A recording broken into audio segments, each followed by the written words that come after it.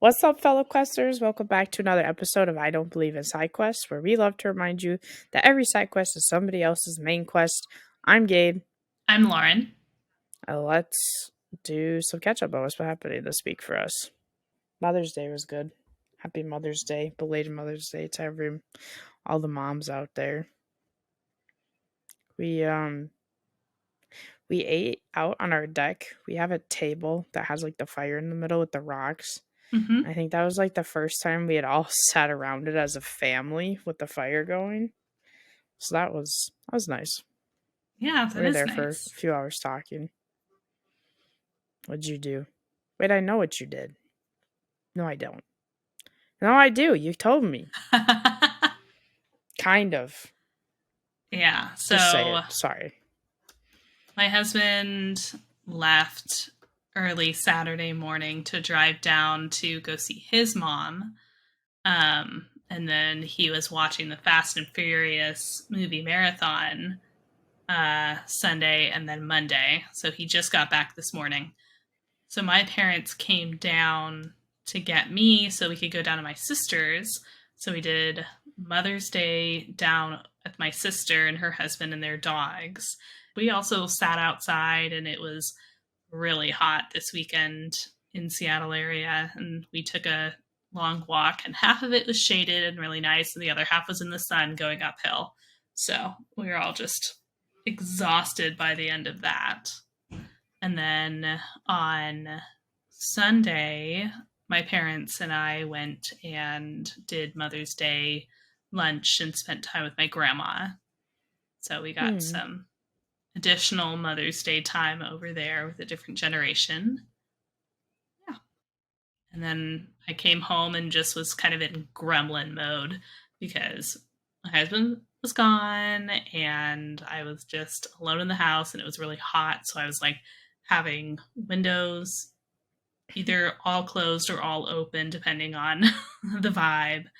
And yeah, just not No interacting with husband anyone. around. I don't have to try. Mm-hmm. Yeah. Just I think kidding. had one call yesterday, but other than that, didn't talk to anyone. And one of my friends was like, "Hey, are you streaming tonight?" And I was like, "Absolutely not. No, no, no, no, no." I have not had any social interaction today, and we're just going to keep I'm gonna those good keep it vibes that way. going. Wait, it's bad vibes to interact? I don't know. I'm very much an introvert, and so That's fair. when I have alone time, Mm-hmm. it's just very exciting because I Mm-hmm. don't have a lot of it. And so it's like it's very stressful saying goodbye. But I then once I feel am that. alone, I was just thinking about all the things I could do in the house. Like the few hours between my husband leaving on Saturday and my parents coming to pick me up, Mm-hmm. I was just like, great, I'm going to do all these dishes and I'm going to get the house all ready to be closed up for 2 days in the heat. And I was just like, oh my gosh, I really have to get my spice drawers all figured out. So then I was just like doing my spice things and I was like, okay, I have 30 minutes. Do I have time to like make cookies or something for Mother's Day? And I was like, no, that's crazy. Um, but I just had all of a sudden just like, ooh, I'm going to go do this and then I'm going to do this and then I'm going to do this. I don't know. I like how you're like, it's my spice drawer. Is he not allowed to like touch your spices? No, it's our spice drawer, but yeah, we just have a lot of spices and we have duplicates of things and it's been making me crazy. So, I feel that. We have a whole cupboard dedicated to spices, and mm-hmm, then a mm-hmm, separate mm-hmm. cupboard dedicated to stuff that's more baking. Yeah. So Well, by cupboard, it's like 3 shelves. our kitchen only has 2 drawers. What? It has like weird shelves. Like the upper shelves are great. We've got good situation up there. We have 2 little drawers. So one of them is obviously cutlery, and then the other one is Mm-hmm. like um, linens, I guess. And then we have these 2 big corner alcoves, which Mm-hmm. don't have shelves in them, so they're just big pits, so we just kind of have stuff in there because we're trying to figure out, do we just go and, because we're renting the place, so we're like, do we Right. make shit, like how do we want to do this? And we've been in our place for 9 months now and have not touched it, so I'm pretty sure we're just going to be renewing anyway. So if we're going to be staying another full year, then it's like, all right, fine, we'll actually do something about this. Right. I feel like that's just like how it goes. The first year, you're like, if we're only here a year, and then as soon as you start the second year and you don't have to move, you don't have to like shuffle things around, you're like, okay, now we can start making this just a little bit nicer. Mm-hmm. Yeah. Do you guys want to move soon? Or are you like, do you think you'll be here for a few years? Um, since my Or if sister that's too just personal? since my sister just bought a house, she and her husband just bought a house, and so now everyone's just like, "Hello, when are you guys gonna buy a house?" We're like, Okay. I don't know. When are the prices gonna go down? you know. That's fair. So it's at the back of our well, not the back of our minds. It's getting nearer to the front of our minds of, are we going to seriously start looking for a more permanent residence?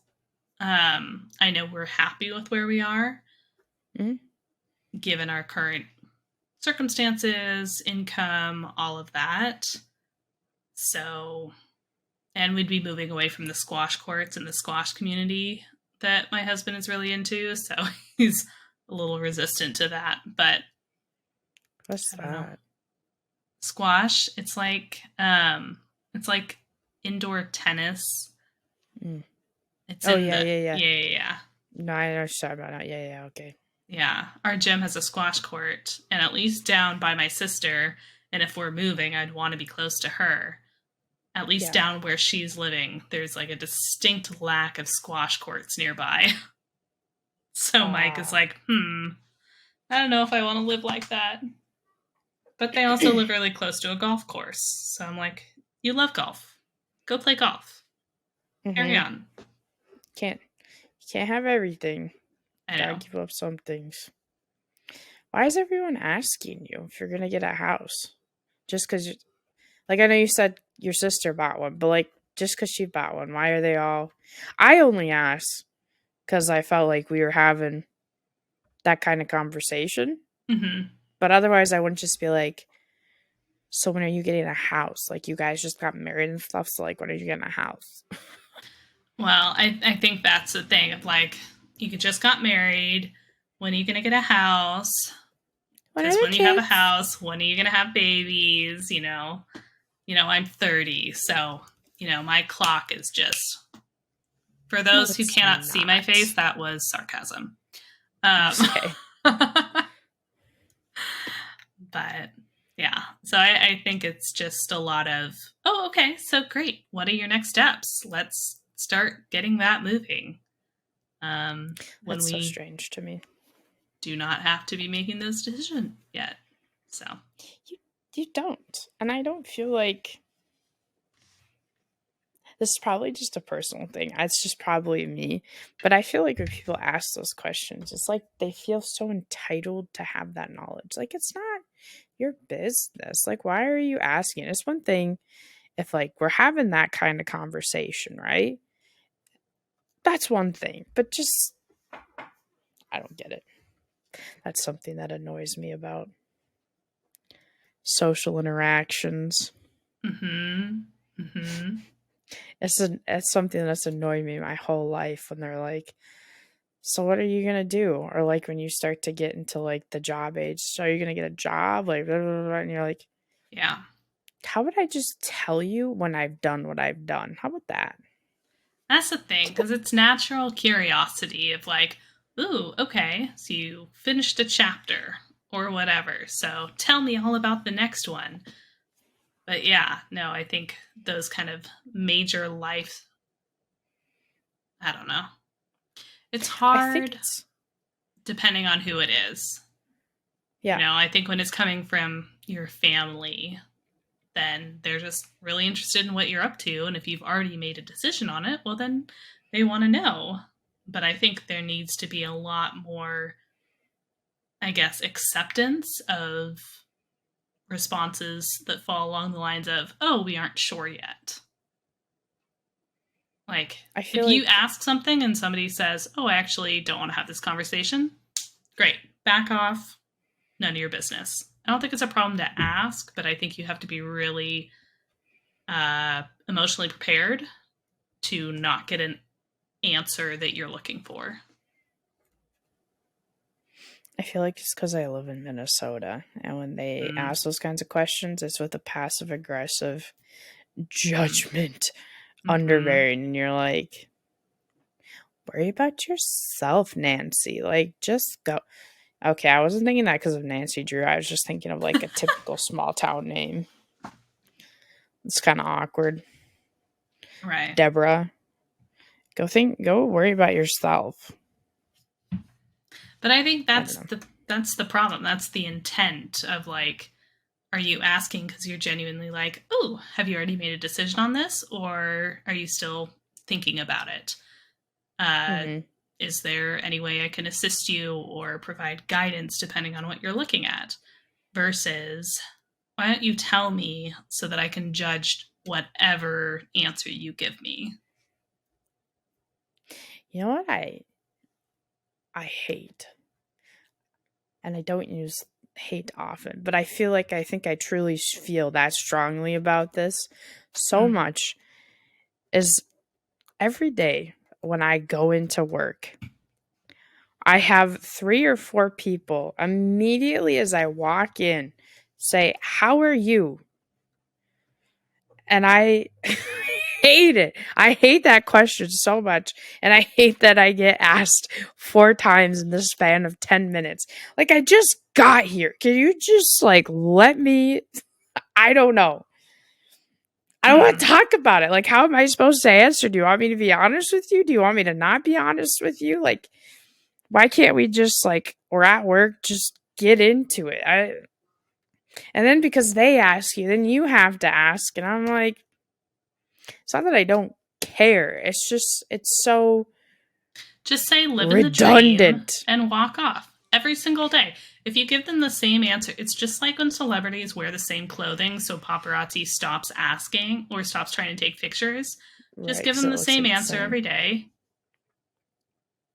And at some point, But they're actually too nice of peoples. Like, I can't do it. I can't bring myself to do anything living about the it. dream is Es- nice. There's Especially nothing the mean one. about saying, I know, but it's how are you doing? saying Living the it's. dream. If no, Gabe, because they're asking the same thing every day. They're saying the same thing every day. You can That's say the true. same thing every day. Okay, well, one of them, I have to remember not to say names. One of them I've known most of my life. She's been there since I was in kindergarten there. And like she's actually like such a sweet, nice person. And I know when she asks me, she genuinely means it. She's not doing Minnesotan small talk. Like she asks me because she cares about me. And so for her, I'm like, okay, I can't be mean. I just have to say what I gotta say. Sometimes I'm honest, sometimes I'm not honest, sometimes I give evasive answers, but I make sure I answer and that I genuinely stop and ask how she's doing. But the other two, I'm just like, I feel like we're just doing this for formality's sake and not like we all will say something if there's some gossip or drama or household stuff we want to talk about. You know what I mean? Like there doesn't need to be a how are you Yeah. doing? Sorry, are they Yeah. actually looking for an answer on how you're doing, the other two? Or are they just, is it just an elongated hello?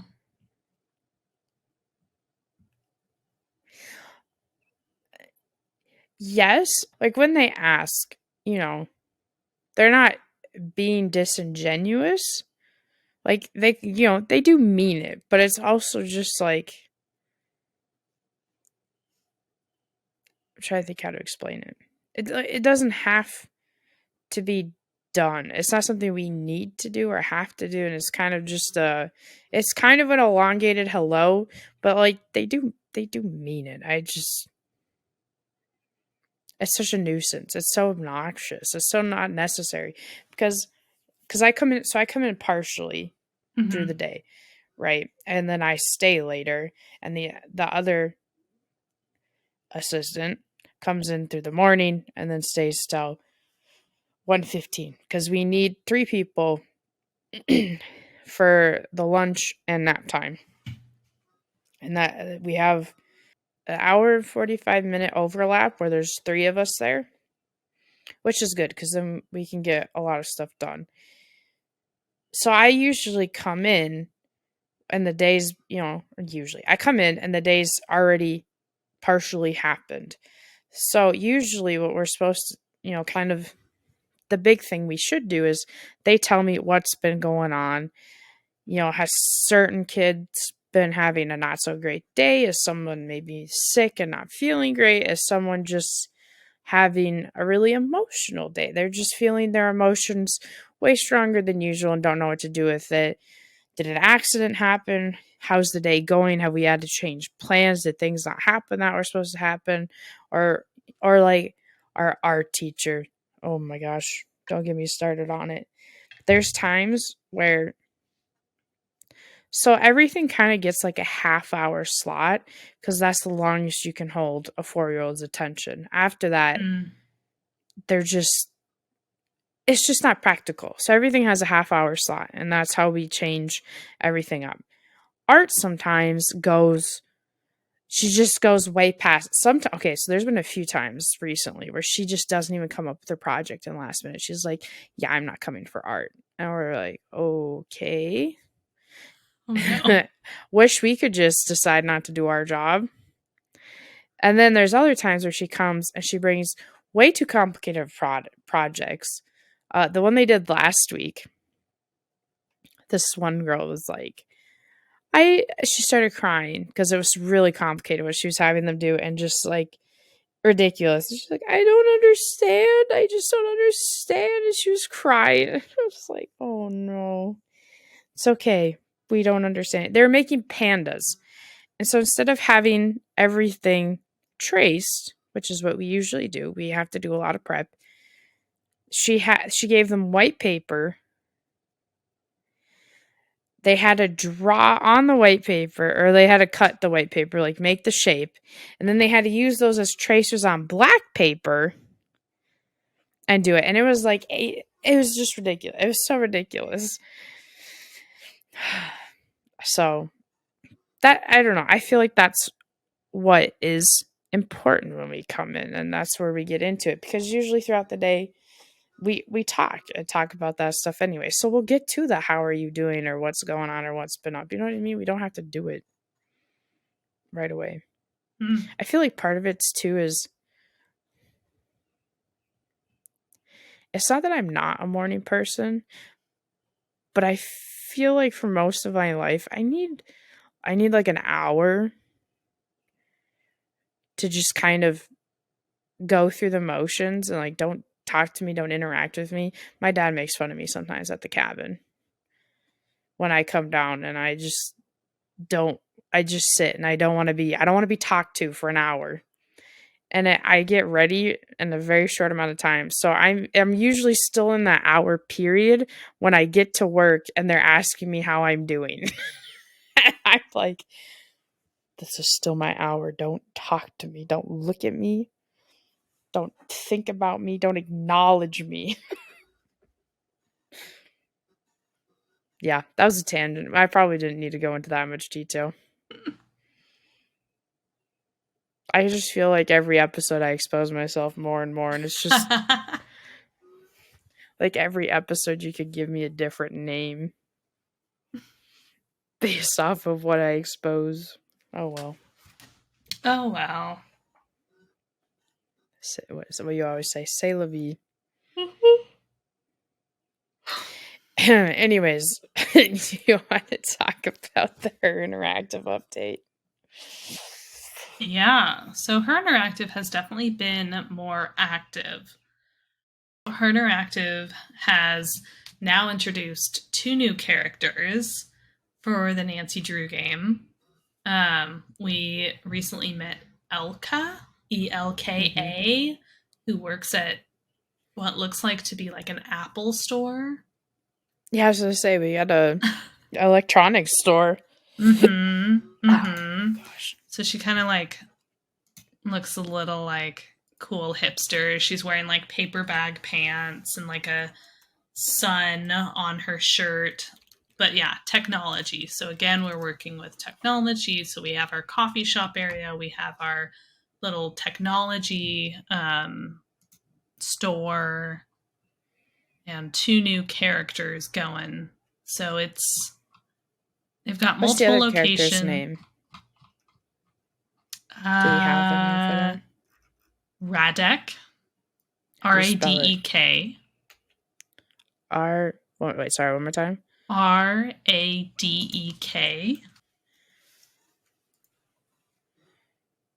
So, hold on.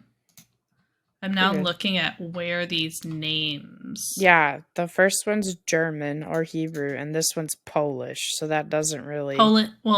Polish and German. That's true. Old So, German. Interesting. Radek is But we've already been to Slavic. Germany.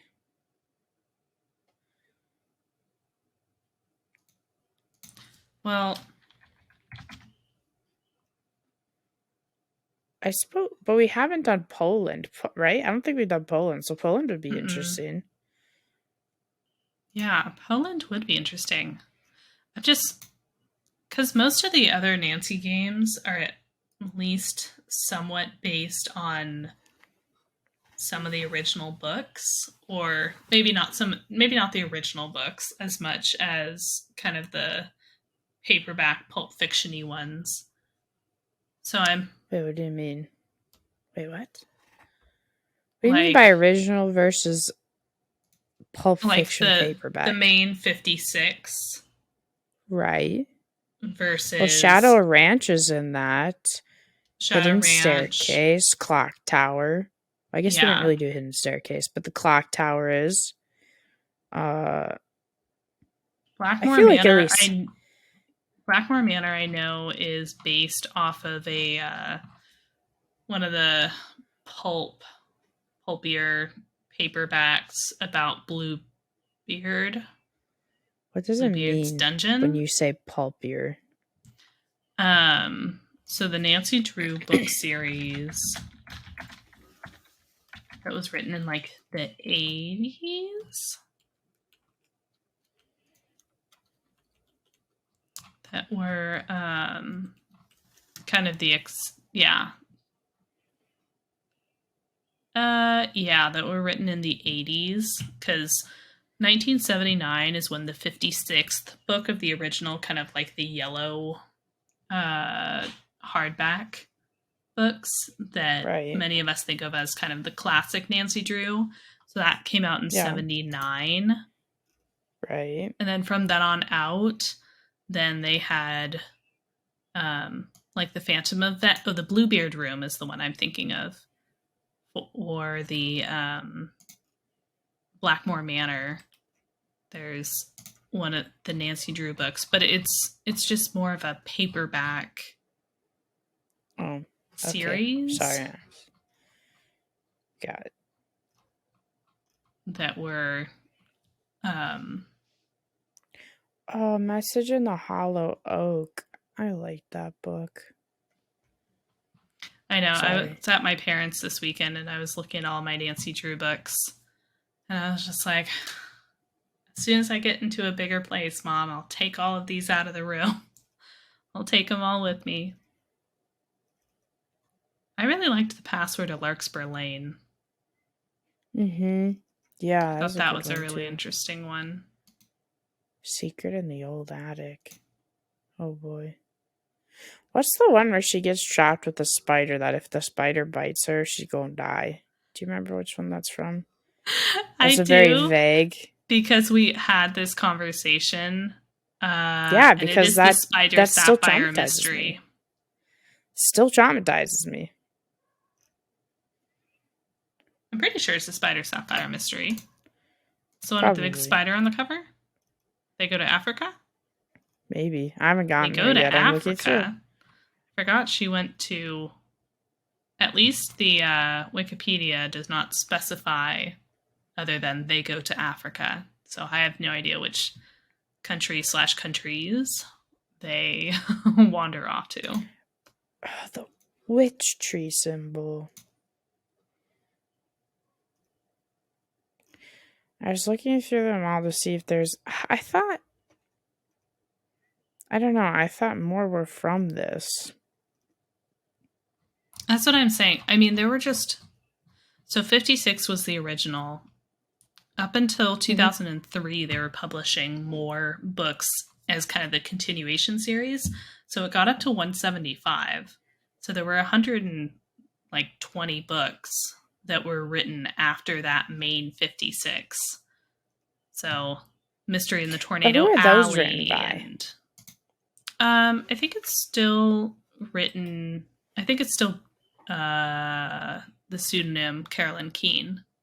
I think they all are, Right, but they're but all ghostwriters.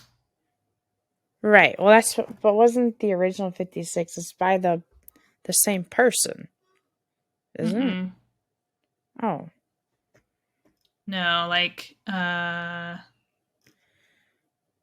really blows my I mind. think I there thought they were were kind all. of I think there were kind of groups where somebody would write like 2 or 3 in a row, but because it has so many different authors, that's why all of the character descriptions of Nancy, while similar, are all a little different, which I think is really, really funny. She's always described in like slightly different manner because everyone has the bones, but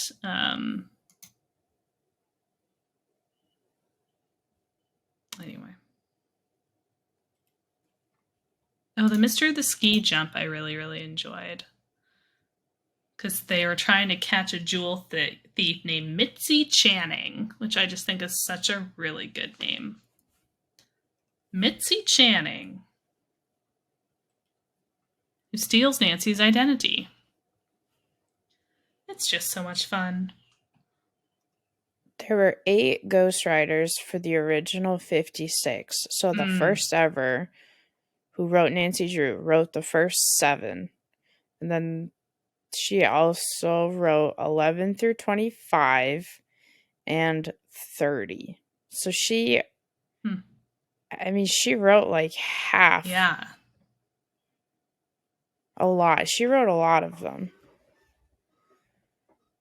And then, oh, so it was a girl originally. 8 through 10 looks like it was by a guy. And then another guy did 26. And then it's a girl who did 27. Wilhelmina. It looks like it was half written by girls and half written by guys. Interesting. Oh, sheesh. Harriet Straight Meyer Adams wrote 33 through 56. Okay. That's crazy. And then the 57 through 175 spin-offs were written by numerous ghostwriters, many who haven't been revealed. Mm-hmm. So Eastern Europe is where we are thinking. What's interesting is, so everyone had thought like Mystery of the Seven Keys, if that is going to be the title of this game, which they still have not announced the title of the game, which I think is really interesting. They still call it Nancy Drew or ND334 as the hashtag. They still haven't announced the title, but everyone was thinking the 7 keys. We were all thinking piano keys, but from all of the discussion pieces going on and all of the clues, it's more likely that it's 7 computer keys. Oh, didn't we originally think keyboard though because of the hacking? If it's a piano, Yeah. wait. But no, originally Are you saying we originally thought piano? Ah, okay. And now we're switching to not piano? That makes sense because there's like, yeah. Okay, sorry, continue. Yeah.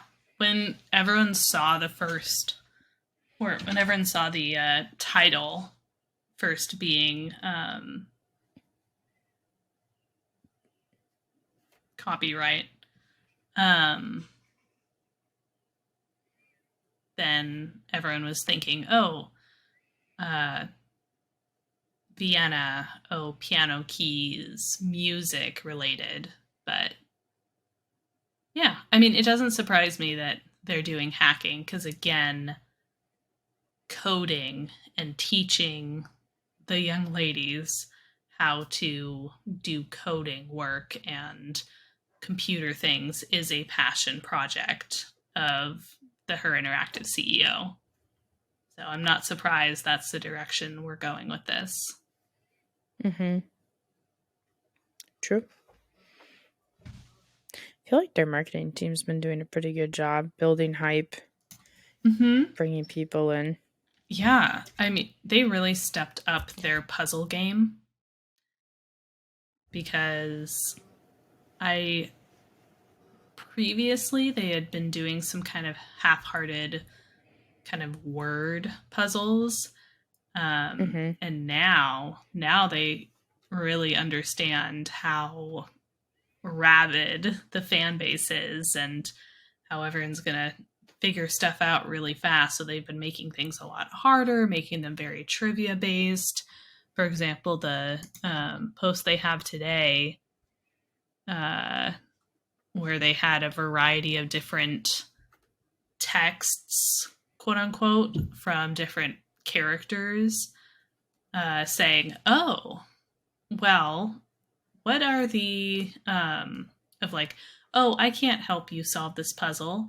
By the way, did you happen to see the year that this thing happened?" So you can go to the different games and Mm-hmm. look and see two numbers from each of the games that are referenced in the texts based on, like, oh, there are two numbers here, there are two numbers here. Some are from dates, some are from puzzles, some are from just Mm-hmm. trivia or pieces of information that you learn about. And apparently that's going to sell something or spell something out. But yeah, so they've Mm-hmm. definitely been dropping hints so that people can go and solve them and then talk about solving them and talk about what it all means, which is really bringing the community together and making everyone really, really excited. So far, I've seen a lot of really positive feedback from how everything is Yeah. looking, and everyone is, yeah, so far feeling really good about it, feeling really positive. I've definitely seen people saying, hey, everyone, like, let's chill out. Let's not, similar to what we were saying either last episode or before that, of people getting really, really excited and overhyping the game and then Mm-hmm. it not living up to expectations, which are just impossible. So people have definitely been saying, hey, we need to manage our expectations. Like, we can hope that we enjoy the game. Right. They also have to walk that fine line too, though, of not necessarily promising more than they can give, but just misleading what it's actually going to be like and how, like, Hmm. you know what I mean? Misrepresenting it, yeah. Misrepresenting. Thank you. Yeah.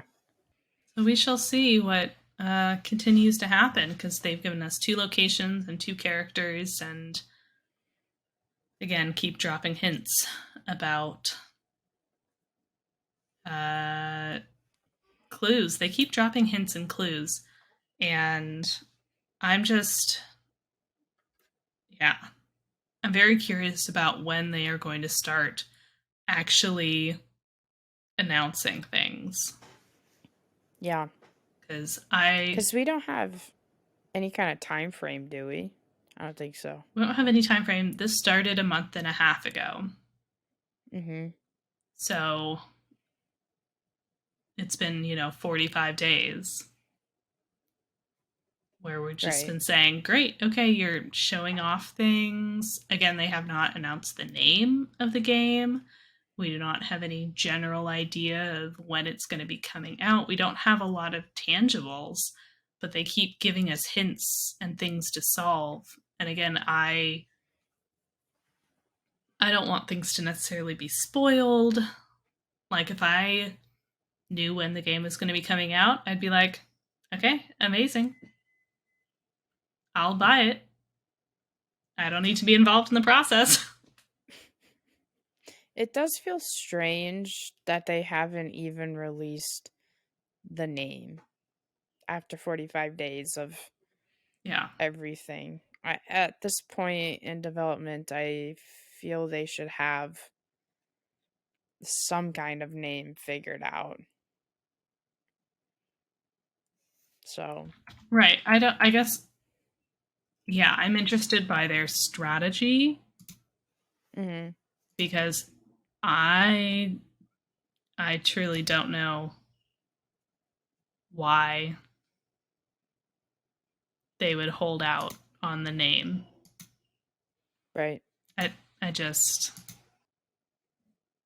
it doesn't make It feels like sense a to red me. flag. Mhm. So, is our guess that it's going to be in Poland? Eastern Europe is Okay.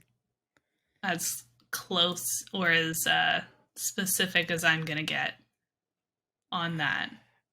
What? You're not feeling brave? I also have questions because, at least from the looks of this, I don't think this is a tropical place where she and Ned have gone, which is what they were talking about doing at the end of Salem. Oh, yeah. Oh, yeah. What? So I blocked a lot of that out when they tried to ruin Nancy and Ned's that was a big relationship. conversation. I know, Was but you can't even come at me because for a long time you blocked so much of Salem out too, okay? Don't even. All right, I'm putting my bet oh, that's on what it Poland. is. The clue, I'm the putting my bet Black on Poland. Keys, is why I kept thinking the seven keys. It's just like the Hmm. seven keys. It's because the clue, the Black Keys, Nancy and the squad go to Florida, and they go to the Keys in Key Florida, West. Key West. Yeah, yeah. So they go Interesting. to Florida, and so that's a whole thing. So ostensibly, they could be in Florida. I would be surprised, but I guess it's not impossible. You know what? Here's a good question. Google, is Poland known for its barista shops? Anything else you want to say on Her Interactive? Nope. I'm just gonna bet it's Poland. I ain't afraid. Okay. So, our main topic today,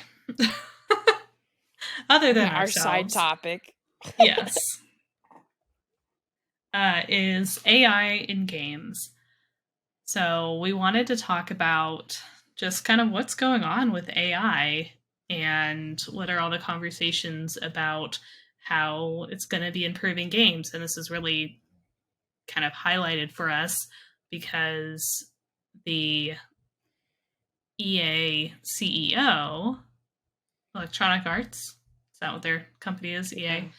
Yeah. The Hmm. CEO on their earnings call that was for end of 2022 and going forward in 2023 was saying that the video game industry will be one of the greatest beneficiaries of AI. And that's just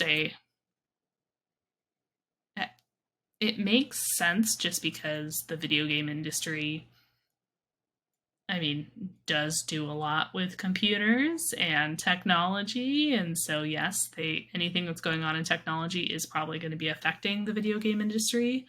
But at the same time, it just kind of sends a chill down your back. AI is currently used in a few different ways. Whether that's rule based AI, which basically is just kind of treeing out how NPCs behave in certain circumstances. There's finite state machines, which is predefined patterns for non-player characters as well. So like if the if your character walks into a certain area or otherwise triggers something, then it says, whoops, all right, let's turn on the bad guys and send them running out to go fight. So there's also pathfinding. That's again, NPCs have paths that don't take them into walls or whatever that say, yes, great, they can walk around the village. And there's machine learning, of course, which is decision making based on past experiences, training, exposure to data, behavior trees for more complex behaviors that say, if this happens, then here are the three options. Um, and then there's reinforcement learning, which is receiving feedback in the form of penalties and rewards based on the player's actions, and then adjusts the AI's behavior to maximize those rewards. So those are main ways that AI currently is involved with games. Sorry, I think I know how to explain it. Okay. So, right, AI is programming, right? People programmed something to be able to think for itself in whatever aspect. So when I say this is types of AI, it's because all of these are programmed differently. Like you're doing different programming to cause this to happen. It's not, I don't know if that makes sense. And I probably can't explain it that well because honestly, I hate programming and I only took one class of it. But I kind of understand it and know it. And if people talk about it, I kind of know what they're talking about. But like to program things to do this, right? I don't know. Yes, but yeah. Sorry. It's kind of scary though. I don't know if I want AI. Yeah. I mean, I think like behavior trees where you say, hey, if the player does this, then AI does this. And then the player Mm-hmm. can do this. And then not AI, but the NPC can do this. Like those really formulaic ones where Yeah. those make sense. Pathfinding, great. You say, all right, here are all the places that they can go. Now the system can just say, perfect, we will have them randomly decide where along this path to go. Like those all seem like they make sense. Those, I don't have a problem with those because a human was Right. just like, here's the parameters, and then you guys just kind of randomize what they do within these parameters. Right. And I think so rule based AI, finite state machines AI, right? That's like the original in gaming, the basic. Mm-hmm, mm-hmm, mm-hmm. Um, because my guess would be is it's very simplistic programming. Not that it's easy, but just it's more simplistic. And then right, this seems, in my opinion, to go kind of in order of complexity. So then pathfinding, you're still simplistic, but you're adding a little bit more. And um I feel like a really good first game where you saw pathfinding was Pac-Man. I think if I Mm-hmm. remember right, I didn't really research any of this. I'll be honest with you. I'm sorry. So this is going all just off of what I have in my brain. But Pac-Man, right? I think that was really the first game where I'm trying to think how old that game is. No, I think this is a true statement. This is really one of the first games where it really felt like what you were playing against had a mind of its own, Mm. and it is kind of freaky because it really felt like the ghosts um like knew what you were doing, like they knew how to gang up on you. They would naturally just ambush you, and you're like, what is this? This is so freaky. And I don't think all of the little ghosts were programmed the same way, because they don't all behave the same way, but in some way they figured out different programming types that would like go together, but definitely one of them determined what was the optimal path to get to you where you were going, right? And I feel like that's where you really first see that. And then, right, so then the next step onto that is not just figuring out the optimal way, but also adapting to what you do. Mm-hmm. So then it'd be right, which Like is Alien. In the Alien yes, game, where yeah. it just stalks you and you can be hiding in a locker and it will just hang out right there because he's just like, I have not seen you yet, but I know you're here, and now I'm just going to keep getting closer and closer to you, and you're just going to be stuck until you have to leave. And but it learns from you, and it Yeah. learns what you want to be doing and what you typically do, and so it says, you're going to have to figure something else out. Mhm. Mhm. And then you have right behavior trees. Behavior trees really makes me think um like a more complex butterfly effect when Mm. games try, like it seems like a more complex version of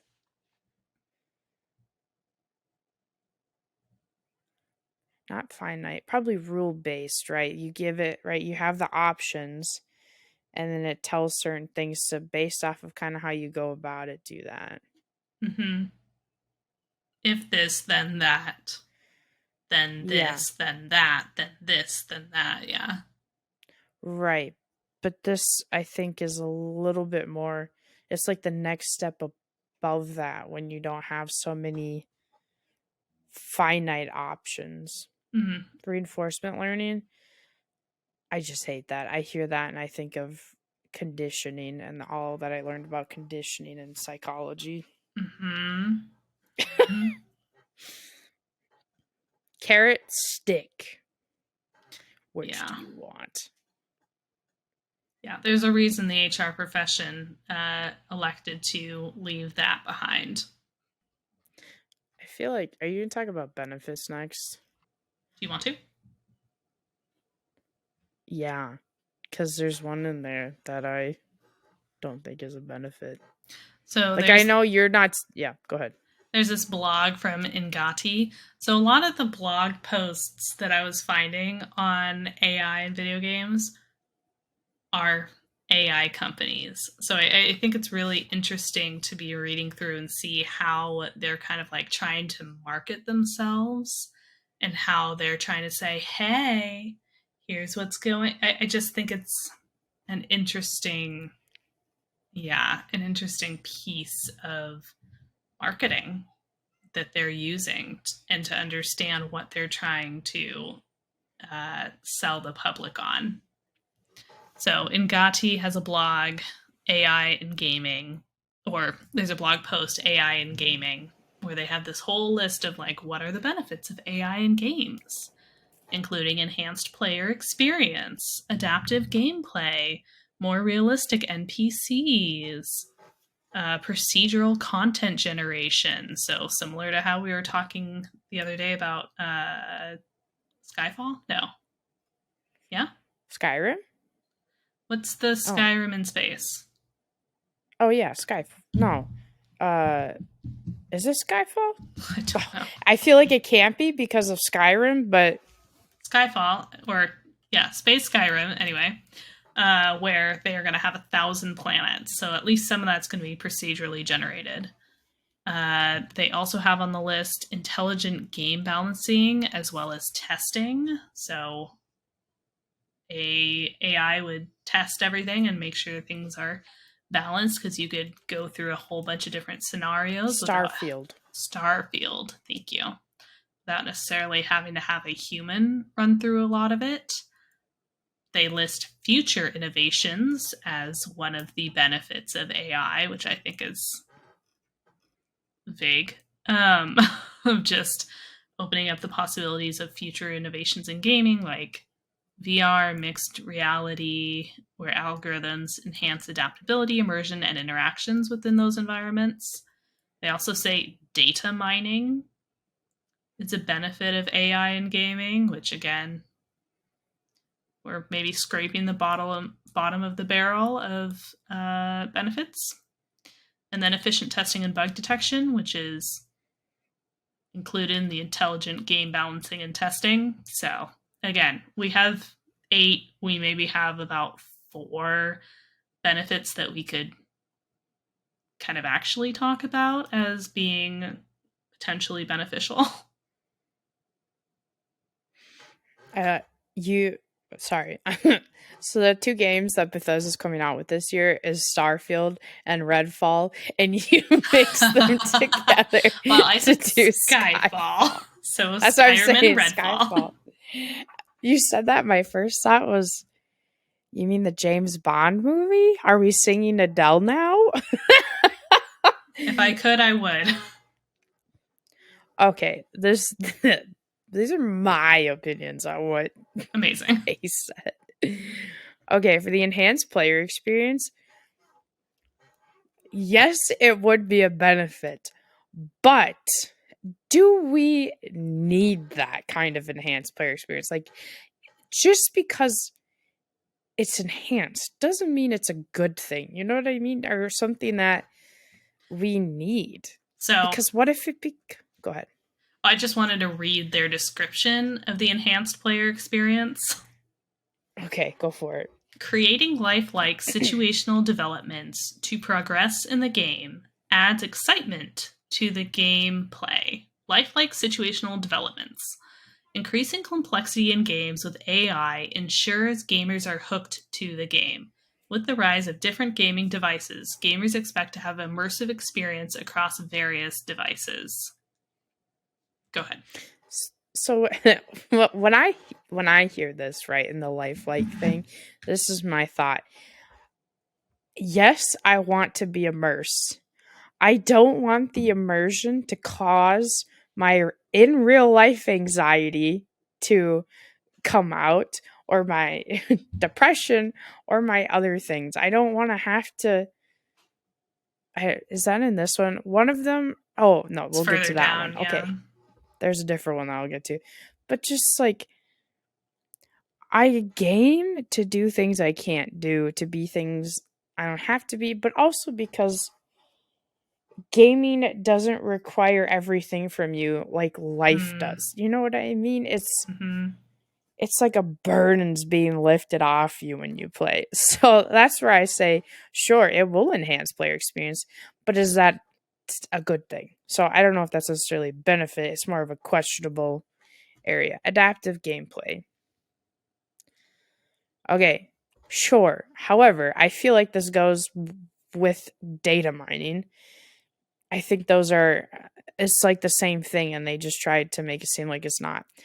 Data mining, I think, is very dangerous and gives them way too much power because they could do anything with it. So I'm going to go with that's a con, actually, Yeah. article, you So silly Billy. their description of adaptive gameplay is that AI algorithms can analyze the behavior of players, learning patterns, mechanics, game speed, ensuring that players are consistently challenged and avoid monotony. Which again sounds very, very similar to the enhanced player experience, right? Like I don't Mm-hmm. it's Mm-hmm. because the enhanced player experience is increasing complexity in games with AI based on how the players are doing. That's Well, I feel like you could say adaptive gameplay would be the step up. So you could mm, enhance the experience without necessarily having to go and gather all of that information, dig through all of that information. The kind of adaptive gameplay they're talking about is like the next step where you're just getting all of the information and then trying to do something with it. mm, And like there's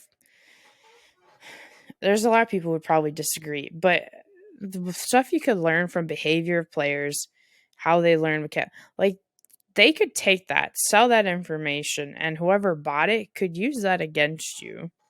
I have a great idea for adaptive gameplay. Yeah. You can choose if you want to play on easy mode or hard mode. I elected for myself, this is what I want to be doing. I want to be doing easy mode. If I Yeah. want to really challenge myself, I'll do hard mode. Done. Dusted. Mm-hmm. Okay. The realistic NPCs. There's something I wanted to say about this, but I kind of forgot what it was. This just freaks me out. This makes me think of it's an older movie that I watched with my dad, and it's AI. It's such an old movie. It's not Arnold Schwarzenegger. That's a different one. That's It's not Aliens. Terminator. No, because that's a little bit different. Old movie about AI taking over. Not like I don't think it's not Demon Seed. No, it.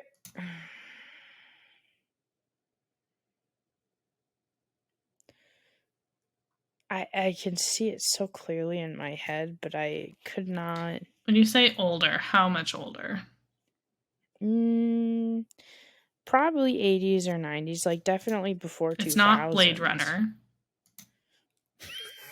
I don't know. I don't. No, it's fine. It's fine. NPC. Okay. You know what? I don't think that's a. I don't think it's a benefit. Realistic NPC sounds scary. I don't want to. Oh! I remember where my rant was going. Okay, because in the right the enhanced player experience, and I was like, I don't want to have to deal with the issues of the real world. I don't want to have to deal with are the characters in the game gonna like me or not. I don't want to have to worry about do I need to say how are you to an NPC.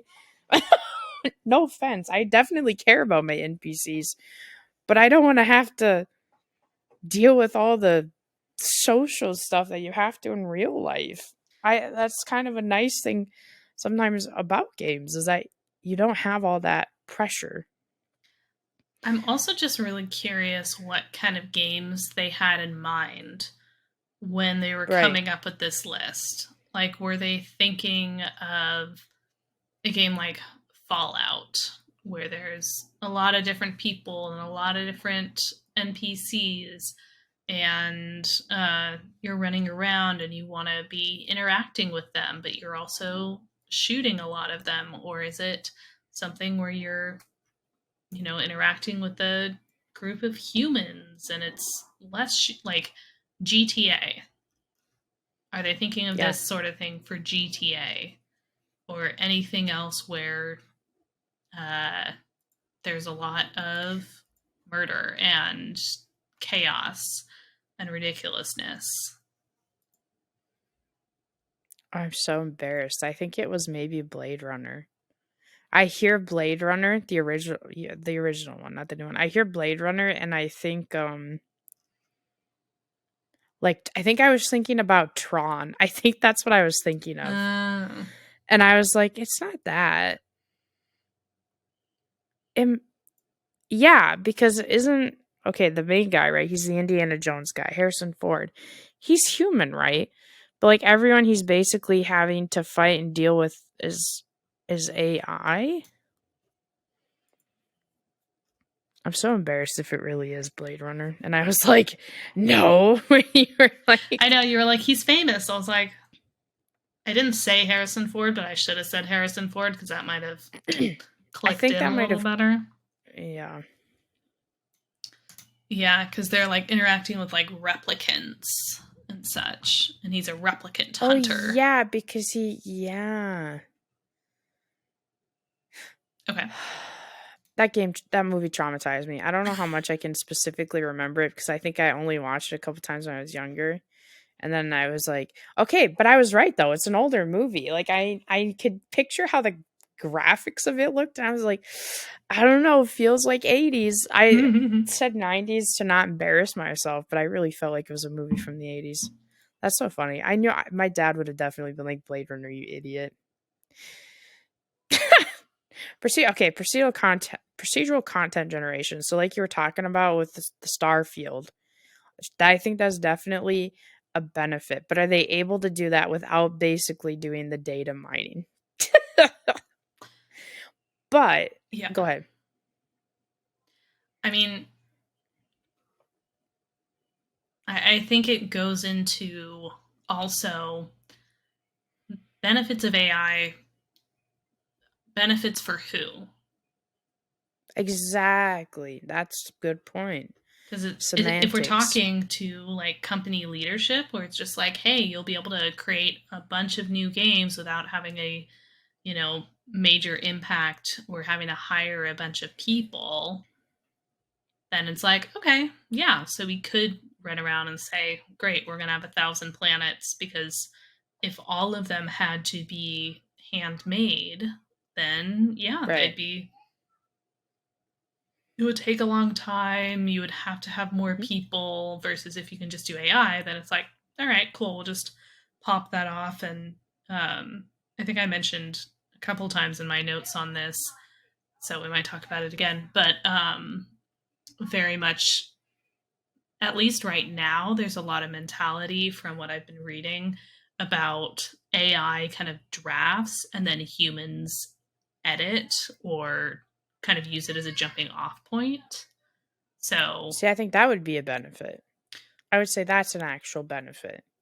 right, right, of All right, saying, intelligent. hey, Oh, go here's ahead. kind of Yeah. general idea of what we're looking for. AI goes and makes it, and then the humans can pounce along behind and be like, perfect. Okay, here's this planet. Do I like it? Does it make sense? How can I change it around? And then pounce along. I You know what? Looking at all of these, I feel like they all are basically like, how do you do it without just being data mining? If you can do it without that, then sure, intelligent game balancing testing, that would be great. That would take a lot of work off. You wouldn't have to get maybe as much feedback from players, right? About bugs, and it would be patched faster and all of that. That would be great. Like you said, efficient testing and bug detection, that's the intelligent game balancing testing. So I they're ridiculous. All right, future in AI. I think that's your next section. I'm glad we cloud-based gaming is back in here. I remember when I had to freaking try and describe cloud-based gaming to you, and you were like, "What?" Yeah. So, this same article that we were just reading, so they have a couple points on the future in AI that includes cloud based gaming. So, again, not having to be attached to or not having to download the game, just being able to play it directly from like your Steam account or whatever. Blockchain based gaming, which just sounds like a nightmare, and B, isn't blockchain like really really bad for the environment? Is that what I'm thinking I of? have no idea. I have no idea what blockchain means. Because blockchain, I have no what isn't that blockchain-based used gaming is. in, it's a type of distributed database or ledger, which means the power to, hold on, Bitcoin. Yeah, so blockchain is Bitcoin mining, which is really really really bad for the environment. It apparently is pretty, or allegedly fairly private, so it increases like security and minimizes traceability of data shared across a network. So it's, the privacy is good, which again is why it's used in crypto and Bitcoin, because you can kind of lock stuff down and keep it relatively secure, but it also just takes so much energy to run or do anything that it's really, really bad for the environment.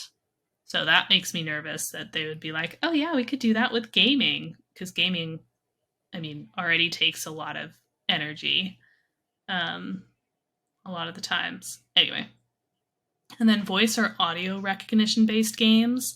And they were explaining that with voice recognition in gaming, users can control the gaming gestures, monitor the controls, sideline the role of a controller. So, again, that's moving more into like the Wii Fit kind of thing of just jumping around or using your voice to say, shoot the arrow or run forward or do whatever. And so it's listening to your voice. And I'm really interested to know how that would work with like different languages, because we know that a lot of big companies and especially small companies, but like big companies, even like Facebook or anything like that, have a lot of translation issues. So I'd be really curious to know what on earth would go on there, and if it would be, you know, cool for English, maybe French, Spanish, um, maybe one of the languages in China or Japan, depending on who's coming up with it. But yeah, I Mhm. think it's definitely an interesting idea. Um, and I feel like it's probably pretty far away. But then wearable support gaming and VR gaming. So again, we're going back into kind of the metaverse Mhm. feeling of like, okay, go sit down in your little meeting. AI is going to figure out like how you're sitting and how you're looking and making yourself putting yourself into the game, which all feels very Scooby Doo, Cyber Chase, Cyber Curse, Cyber Chase. Which was that Cyber one? Chase was a kids show. Well, I know that, Cyber Chase. and the Cyber Chase. I was right. Scooby Doo and the Cyber Chase, the one with the blue energy boy, where they go into a video game. Oh, yeah. Yeah. Yes. And then finally, improved mobile gaming experience, because as we talked, there are a lot of mobile games out there. And so just kind of amping them up and making them even more immersive and functional. So that's where this one company thinks AI is going to go.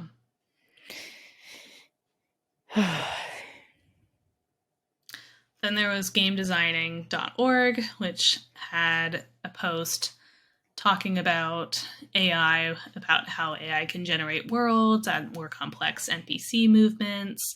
They were definitely talking about some of the true issues with AI, Mhm.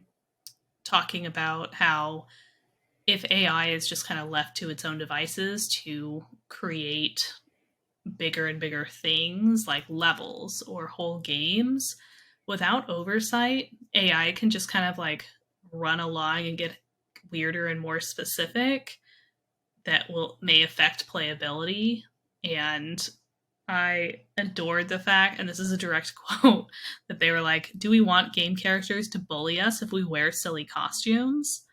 So AI could create its own social codes, or again, kind of going into that quote unquote realistic, where it's you're in a world that AI is controlling and making the rules of, and you are trying to figure out, oh, well, I want to play this game and I want to kind of do my own thing, or I want to wander around to these things. And AI could say, oh, no, that's actually limited. No, we don't want that to happen. Another thing which I really wanted to talk If about. AI starts coming at me and telling me what is socially acceptable and not acceptable, I'm ending it all. And I don't mean me. I mean the AI. If a if a character in my game starts being like harassing me for my social cues or my outfits or whatever, they're done. Mm-hmm. They're Mm-hmm. done for. And the AI policemen were going to try and send me to jail. They're done too. Everybody's going down. Anyways, I'm sorry. So the Continue. article was talking about how um, AI, with their predictive and adjusted gameplay, they might create games that are too hard, because if they get into kind of a cycle of saying, oop, they beat that level, okay, next one's going to be harder, like they could just get into a cycle where everything just becomes super super hard, to the point where it's going to be impossible for a player to beat it, because they keep making it harder and harder and harder. Another thing which I really care about is when humans make games, they add in little Easter eggs or little silly little comments or things that are not related to the plot. Side quests. They add in side quests because they want people to like have fun and enjoy what they're doing. So even in a serious game, they add in bits of levity. And I don't I'm depending on how the AI is trained or rocking and rolling, who knows what we might lose on that Mm-hmm. piece if humans are taken out of the equation. So the article definitely was talking about how the games might become just really kind of almost mechanical in their kind of, yep, you do this and then you do this and then we're going to get you all the way through to the end and then you're out of the game. I feel like they're just gonna suck all the fun out of gaming. Yeah. Cause does AI really know what fun is? Not No unless we offense to tell them. it. Not unless we tell it how to have fun. But again, Mm-hmm. if they're creating and then humans are editing or trialing, again, it's talking about like what technology is supposed to do for us. Is it supposed to take away the boring menial labor that we don't want to do and that's boring Mm-hmm. and exhausting and can be just like easy for something to take care of? And so then being able to add the art and the interest and the brain and the fun and the pieces that make it kind of a human creation can be going in once kind of that base level work is done. I think that makes perfect sense. Mm-hmm. No, I agree. And it would help speed along the process, which I mean that would allow people to do other stuff or to do more, right? Like that frees up some of their time. Mm-hmm. I just I don't want the AI to take their jobs. I feel like you Yeah. need the human touch. So if it can be used to help them to maybe free up some of their time to focus on other stuff, which could make the game better, I think that's great. I think that's a Well, really good tool for them. and I was reading an article on Polygon, which was written by Nicole Carpenter, who goes by the handle Sweet Potatoes. So obviously, I was just like, I love her. Um, so she was writing an article about ChatGPT specifically, and she was talking exactly on that of saying um, that there are people who see ChatGPT when it comes to writing scripts or otherwise writing codes for a game of, oh, this is a great way to free up some game writers to work on more creative projects. Mm-hmm. And to some of those people who want to like focus on kind of higher level work, like perfect, great. But then other people are worried that that tech is going to erase kind of entry level game jobs. Junior writers are sometimes tasked with writing the really basic kind of menial labor things because it's, Yeah. their early days, they're learning. It's part of their The job. It may building not be their blocks. whole job, but it's something that's important for them to do. So, again, thinking about how people can get in the industry and what sort of jobs we need or we can use as a building block versus truly the kind of stuff that nobody wants to do. I don't know. But it's a weird slippery Right. slope because if AI can do it for cheaper than a human, anytime companies can save money, whether they send the job overseas, whether they lay people off and then have, one person doing three different jobs, they're going to make that financial decision. So having it available and having it ready to rock and roll and be cheaper than paying a junior writer, business sense says don't get a junior writer. But then there's no one to train the junior writers, and then we're stuck because there's no way to break into the industry. And Mm-hmm. then the only people in the industry are continuing to age up because there's no one coming in behind them to be learning from them, and then we're just going to lose all of their knowledge and experience and skills. My dad's been dealing with that stuff in the IT department. Yeah.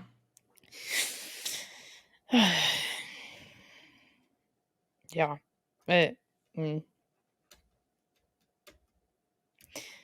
I get why companies make that financial decision, but also I feel like sometimes they don't think about the long run and like, okay, you're going to save a little bit, but in the long run, how is that going to affect things? Like, are you really still going to benefit, or is it going to end up hurting you in the end? If it hurts you, is it really worth the few extra dollars you saved? Yeah. Go ahead. Or the $40,000 or $50,000 you saved. Right. Yeah. I mean, if you're paying $10K for AI that can do all of the AI that you need, or you can pay a junior writer $35K, Mm-hmm. or even $20K, even if you're saving $10,000, does that make the financial sense for the company? And at that point, they're thinking Yeah. about what's going to make sense for their payroll. Then they'll have an extra 10,000 to spend on a higher level person or get somebody promoted. Like, there's just a lot of things to think about in the financials and in the payroll of a company. And it's just so unfortunate because so many times companies will say, well, because we don't know what's going to happen this year, or because we don't think we can afford everything this year, we're going to take the easier way out. And then it's really, really hard once you've done that. Once you have that pay out of payroll, it's really, really Mm-hmm. hard to put it back in.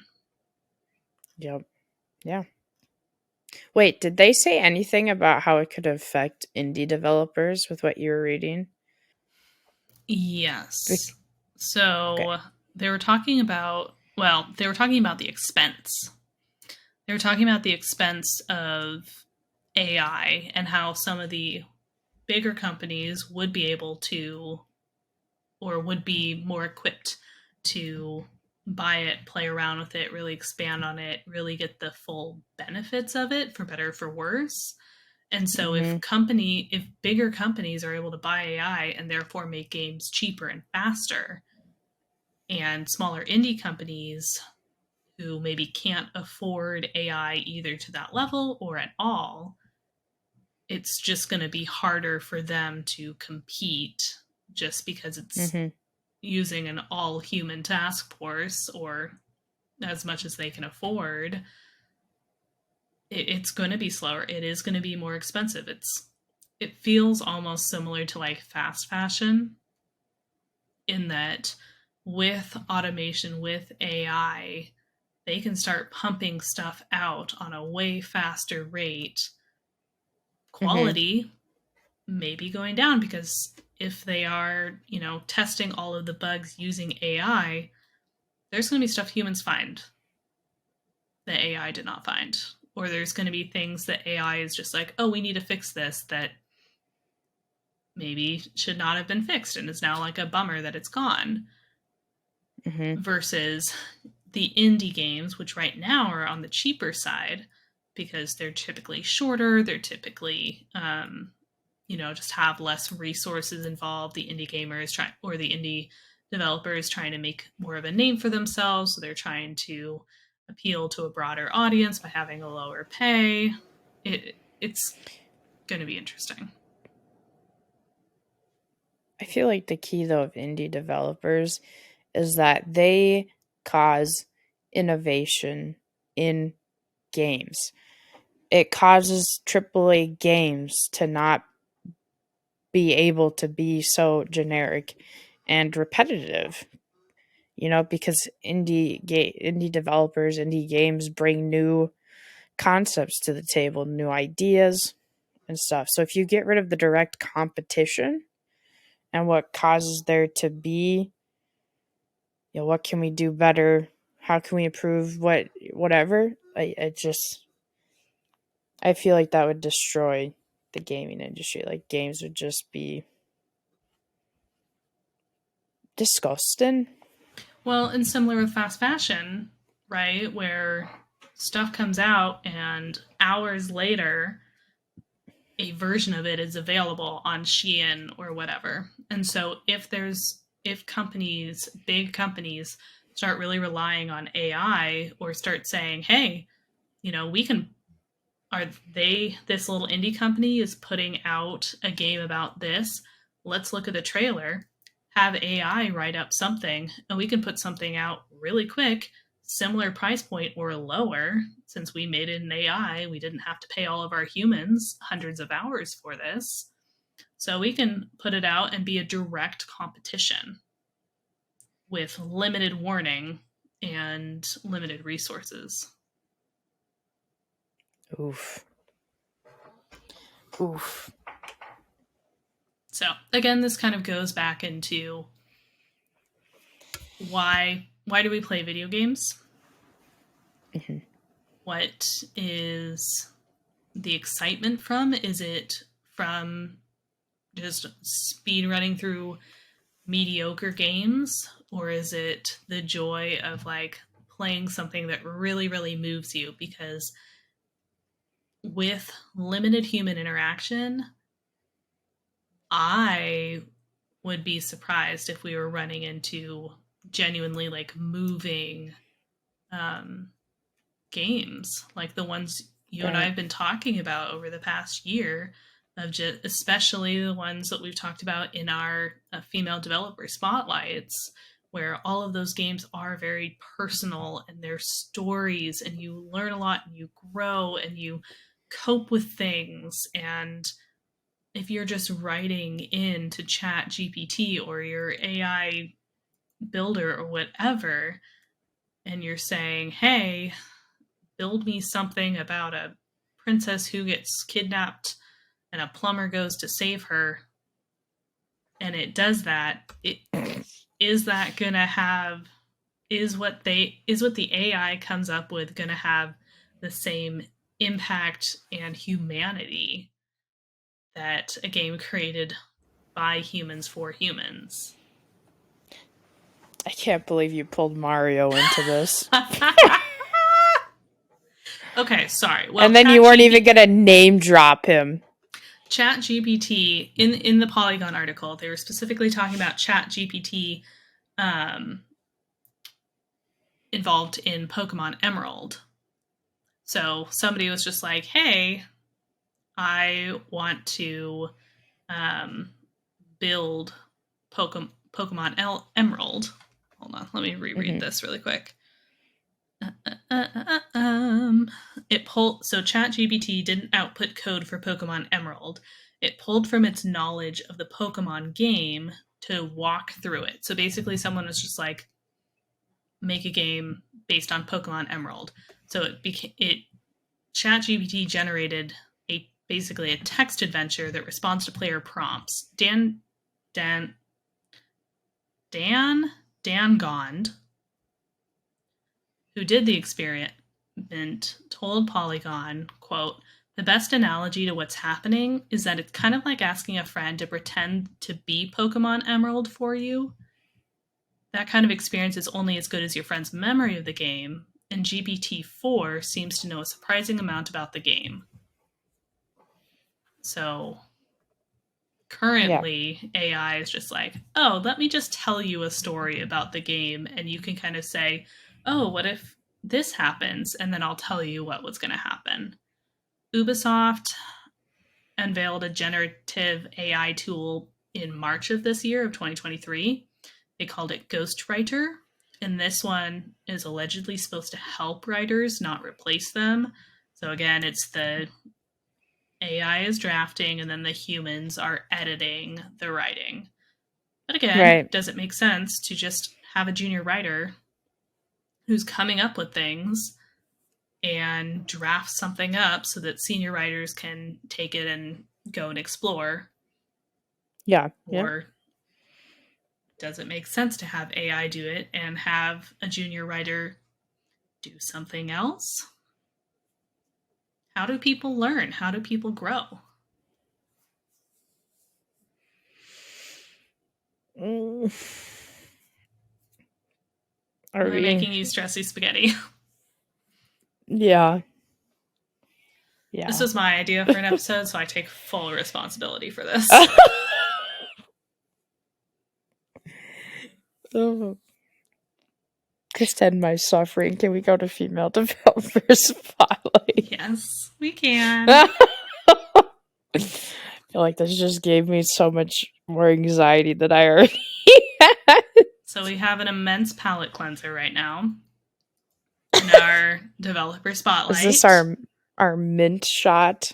Our Yes. So this mint to is, cleanse our we're palates. talking today about Danny Lalanders, who pronouns they, she, and they are a non-binary Black woman who majored in communications in undergrad, and they're a lead producer, a narrative designer, community manager for various different fandoms.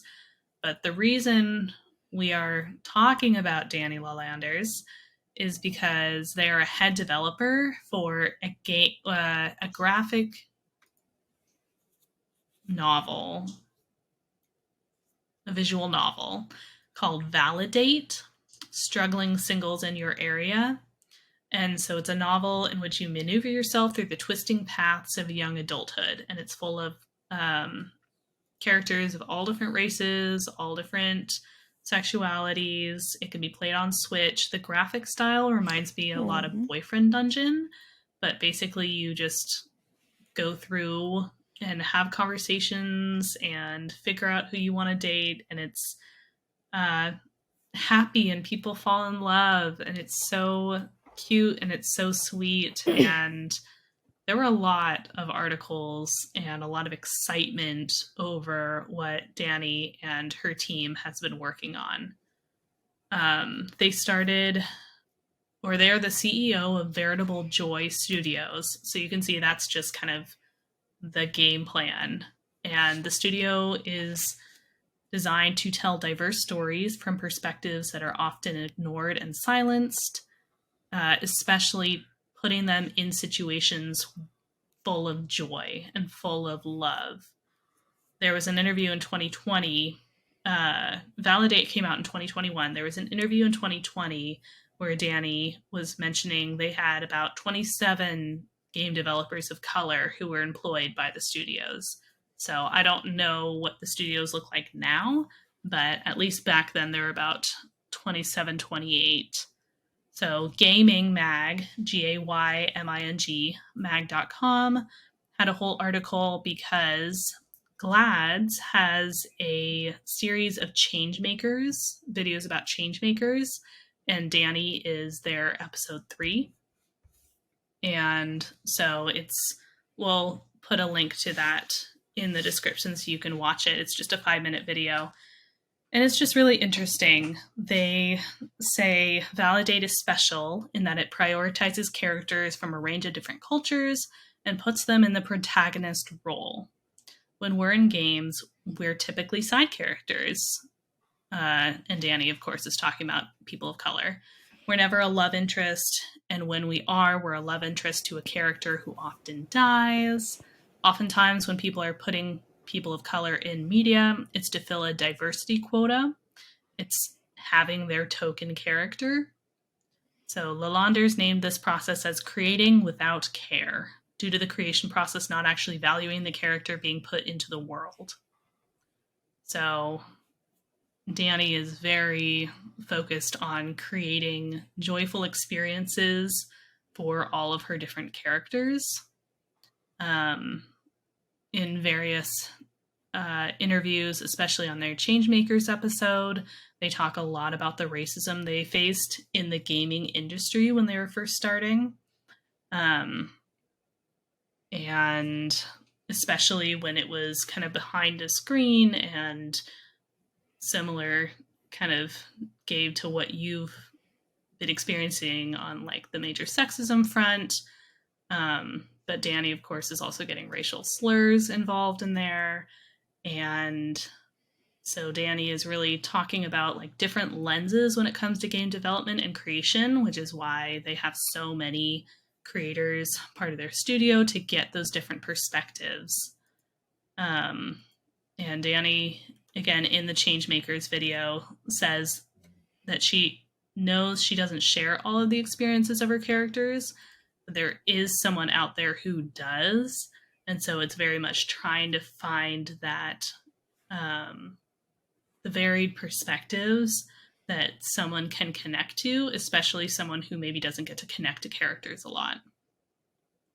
And Mm-hmm. Danny said they're not doing it for themselves, they're doing it for the gaming industry to really try to fight the status quo. Essence also interviewed Danny and was saying, or Danny was explaining that they fell in love with gaming from back when they were playing on their Game Boy and then on the computer. So playing games like Lizzie McGuire on the Go, Freddy Fish, Pajama. Pajama Sam. They say Pajama with Sam. It's Pajama Sam. Oh my And gosh, Barbie's Spa Pajama Adventure. Sam. So point and click mystery. We love to see it. I used to Wow, only I love play. all of these. Sorry. They told Essence, I used to only play family friendly games because I was so scared of dying in the game. I eventually just kept playing more games to the point where I was in undergrad. I realized I can start making games myself. I don't have to rely on everyone else to make the games that I want to play. So when Danny was working on Validate, Validate received the support of Xbox. And so it was funded in part by their new, I guess, kind of Xbox Developer Acceleration Program, which seeks to empower underrepresented creators. And so Validate is available to all Xbox users. It's on the Switch, but being able to, get the support of Xbox really helped the game kind of get out there. Yeah. So Danny is in their latest 20s, mid 20s. So there's a lot that we'll be seeing from them and from Veritable Joy Studios. That was So they were really only a few years out of college. And similar to other developers we've talked about, where it's a lot about like communication and a lot of just storytelling and relationship building. It's, yeah, very similar. Well, I'm going to create something that will give me joy and will give me interaction and a happy experience. There was another game that they were working on. Oh, Spirit Swap. Cast spells, be queer, and crash the biggest concert of the year. It's an action-adventure puzzle game, or an action puzzle game set in a lush, narrative-driven world of witchy demons. And the animation is just bright and exciting. I feel like I've seen stuff for that on Twitter. Yeah. It's probably on its way out. Like it'll be out soon. I don't think it's out yet. I was wondering. I don't think it was out yet, which is why I think I've seen stuff for it on Twitter. I was wondering if the reason you chose this topic was because your inner HR came out and you're like, oh my gosh, how is this going to affect my people? I mean, I know you don't work with game developers, but just, you know what I mean? Or maybe you do, sorry. Oh, I don't work with game developers, but absolutely AI is something that people talk about, how it is involved in HR and how it's involved in recruitment, and all of that just makes me very, very nervous. But I think any industry that is trying to get rid of low level, not grunt work, but just like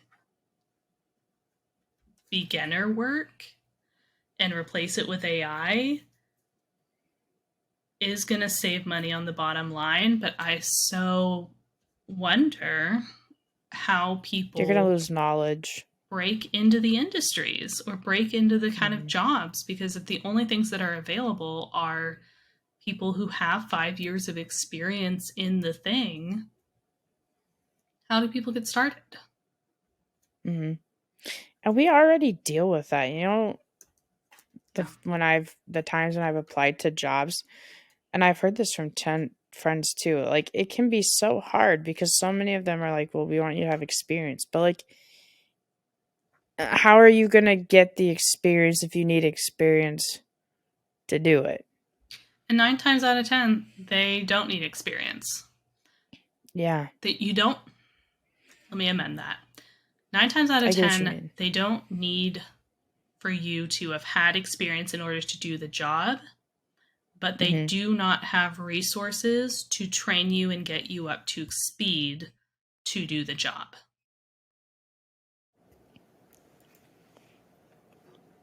They don't have the ability to say, okay, this person's coming in with no experience. In 6 months, they'll be good to go, but the first 3 months, we're going to have to do a lot more hand holding. And quite Mhm. frankly, right now, most companies are running so slim that they don't have the resources to handhold, which It just is seems like such they're a ultimately nightmare. hurting themselves. Oh, 100%. Because people keep quitting and they're like, well, we need somebody who can just jump in and be a turnkey. And part of that is kind of bitterness that our generation job hops, because there's so many companies that are just like, well, I don't want to spend a year training this person up for them to get stolen by my competitors. So Yeah. we're not going to do training programs. And We're talking millennials, right? yeah, I mean, Yeah. millennials, Gen Z, yeah, Yeah, anyone, I so mean, many. anyone who is job hopping around, there are so many companies that have not emotionally adjusted to it or just kind of don't want to deal with it and say, okay, well, we're just going to hire people who have had 5 years of experience and they'll be able to jump in, be at the top of their game. And then if they end up leaving after a year and a half, whatever, fine.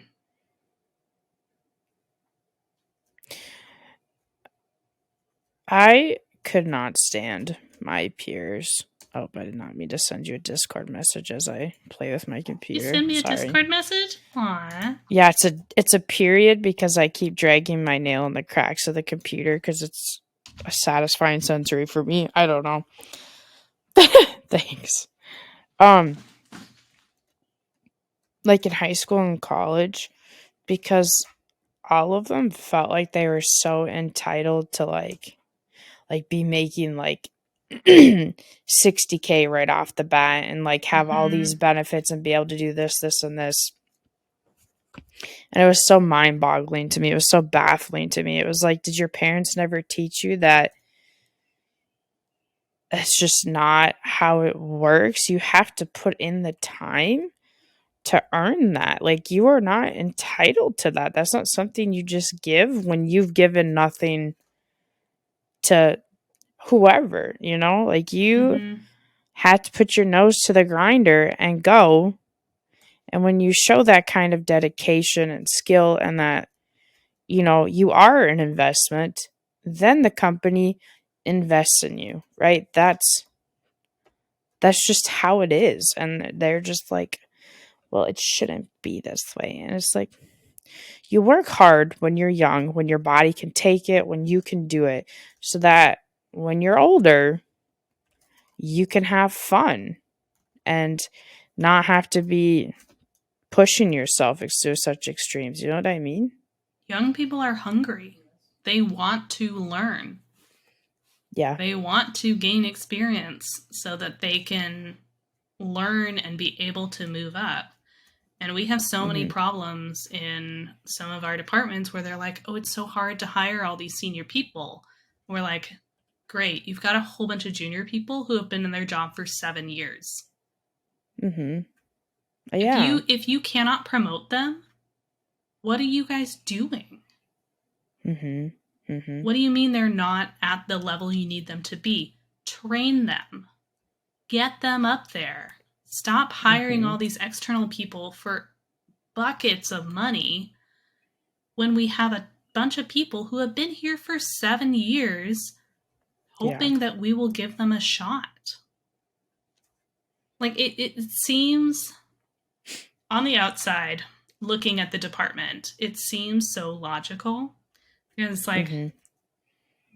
I, it's so It's hard for me to incomprehensible. understand Yeah. why they don't do it.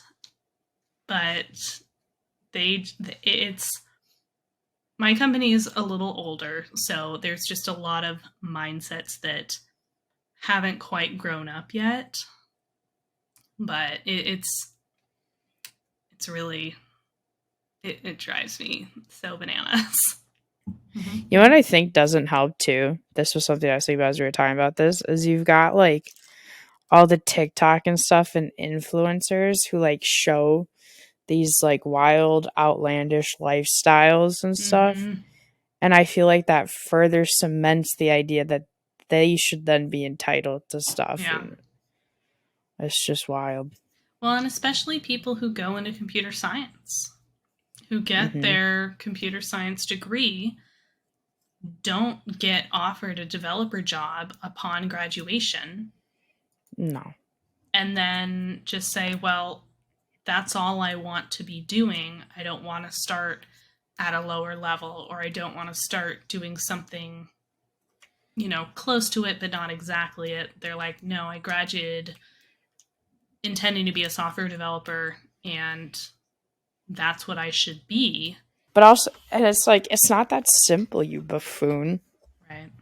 Like, you need experience. There's so much you just don't know, and that you don't know that you don't know. And that low level stuff is where you start learning it so that you can perform the higher level jobs. Right. And so using AI to take those lower level jobs away They're not going to gain because experience. they They're are not going to learn. easy. And Hmm. yes, a chat GPT or an AI, sure, could come up with those basic level codes. But again, the human who should be or who is learning how to put those things together Hmm. is just going to miss out on a lot of that. And we're going to be left with a bunch of people who know how to edit maybe AI code, but don't know how to do a lot of building stuff up from the ground up. But then you lose all that knowledge too, because Right. when the old people leave, you don't have that knowledge transfer, which is what my Yeah. dad's been fighting with a ton at Delta IT, is Mm-hmm. that none of this knowledge transfer is allowed to happen because they're just getting rid of all the old people and bringing in new people who don't know anything. And so then these new people, because it's pretty much just my dad left, who has like, you know, 10 plus years and more than that of experience, right? And so he has to deal with these. I feel really bad for him too. He deals with our generation and stuff. That he always gets reviews that he's too mean. He doesn't listen to them. He's always telling them what to do. That one really gets me, when our generation hates when people tells us what to do. But like, it's they know more than you. You know, like, they're not being rude. They just know more. They've done, and this is the biggest one he fights, is they will go and do something, and instead of listening to him, they go and do some, like, make a mistake that he could have told them would cause that to happen, would be a mistake, or like, like, if you did that, then the programming would fail or whatever, right?